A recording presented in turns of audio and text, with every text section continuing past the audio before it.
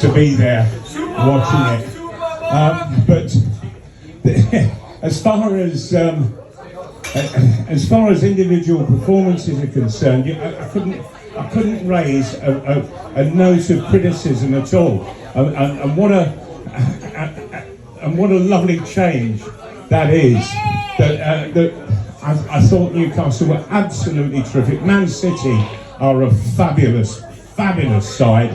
They are one of the best passing sides you can ever wish to come across.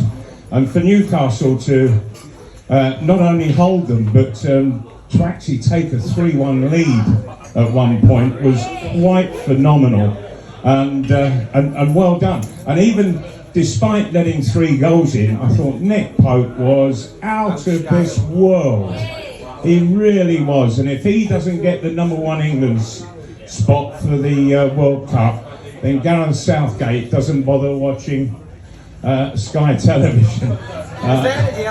Oh, was he there today? Ah, well, he doesn't need to watch Sky then, because he couldn't help but be impressed by Nick Pope. That I'm convinced.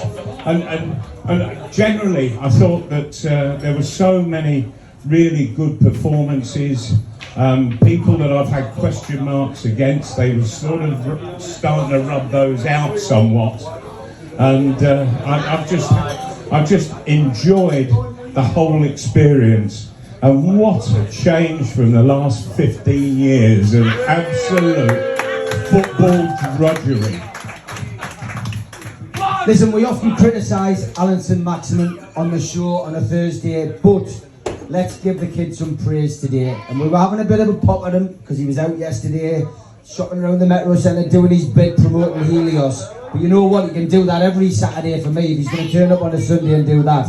He was outstanding today, Alan Saint-Maximin. Give his heart and soul, I thought, Mal.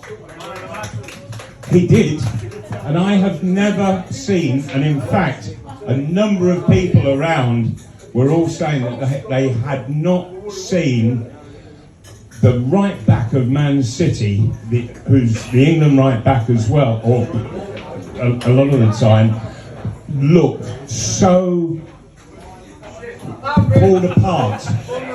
Yeah, shitty, pulled apart, and he looked appalling today. And well done, Saint-Maximin, for that. And yes, he can go out the day before a game and do as much work as he wants to. Who cares on the performance today? Almiron as well. I've been critical of him, but he kept creating a threat, and so good to see that happening. And Man City, I don't think, will be put to the test for many games like they were today. There won't be many sides who are able to do that. Big games need big players on big occasions. We had Kieran Trippier in January, came in. You know, we all knew it was a good signing. He's become, you know, a very important part of Newcastle United as a whole. But when he steps up to take a free kick in a big game, you know where he's going to put it. And what a free kick that was today. Oh, it was out of this world. It really was. Apart from anything, I thought that he put it in the wrong corner, but the keeper couldn't get anywhere near it at all. So well done him on that, and I couldn't help. And I talked to a few of the press lads, and they all felt the same. That the referee was dreadfully biased to Man City, and the sending off of Trippier, which VAR turned over, that was utterly ridiculous. So anyway, but thank heavens for VAR on this particular occasion.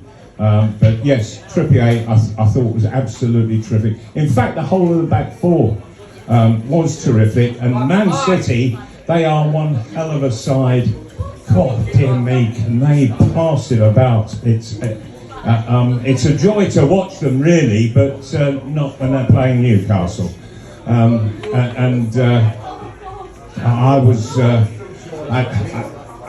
I I'm really not sure that there is a side to quite match them in this country at the moment. But the fact that Newcastle just took them on, held them, even went 3-1 ahead against them, that really does augur so well for Newcastle this season. It really does. You know, after a performance like that, you say, well, come on, that's the standard that's been created. You know, so let's target right up there. You know, and hopefully Europe could be a possibility. Just when the passport's off, and because of your relationship with the number 9 shirt, let's talk a little bit about Callum Wilson. Another really good finish today. Excellent finish, yes. All he needs is balls being knocked into the box, and he will finish it off. His finishing is absolutely superb. At the other end, Haaland, so dangerous, but at the same time, Wilson up front for us, I thought was absolutely terrific. And finally, St Maximin, he was whizzing across the edge of the 6-yard box, and it was just a question of when Callum could get on the end of one of them, which eventually he did, and finished with aplomb. And it was just such a joy to watch. I think I'm going to send a tape of it to Steve Bruce and say, this is what we much prefer. We haven't really talked about the substitution change, and obviously we're a few games in now, but you can obviously bring more substitutes on, have more substitutes on the bench. You know, what's your views on that, Malcolm, as on a whole? I mean, do you like the idea? Do you think it's a good thing? No, not really. But if the rules are there, then use them, I suppose. But I'm averse to wholesale change of a side. You can just lose your rhythm so easily when that happens. And in a game like today, where it was so intense that you couldn't afford just to take that risk against Man City. But Eddie Howe did take the risk, and it worked out okay. I thought in the last 15 minutes Man City absolutely dominated, but Newcastle, that back four, despite the fact that 3 goals have been conceded today, I thought they were absolutely brilliantly organised, and were dealing with just about everything. And I've been so impressed with the back four up to now. So well done, Eddie Howe. Got Tranmere midweek cup game. We talked about it pre-match, but let's just talk about it again and get a prediction off you. How do you see Newcastle doing, and how important is it to keep this run going and get a good result in the cup at Tranmere? Please, Eddie, do not piss about with the team. I know that there are players in the squad that need to have a run out, but let's put out a side strong enough to ensure that a victory against Tranmere Rovers. You know, it's a banana skin waiting for us to slip up on.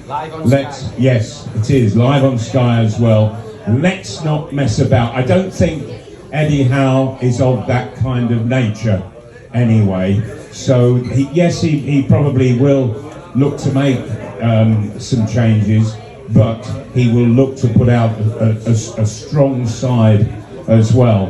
But the one thing that you need to do in a game like that to ensure that you get the right result is score goals. And so that's why I hope that he plays Callum Wilson and doesn't rely on Wood. I was pleased to see Chris Wood come on today, man. You know that's one of my favourite players. Ladies and gentlemen, it's always great to have a legend in the bar. He's here pre-match and post-match. Put your hands together for Supermac.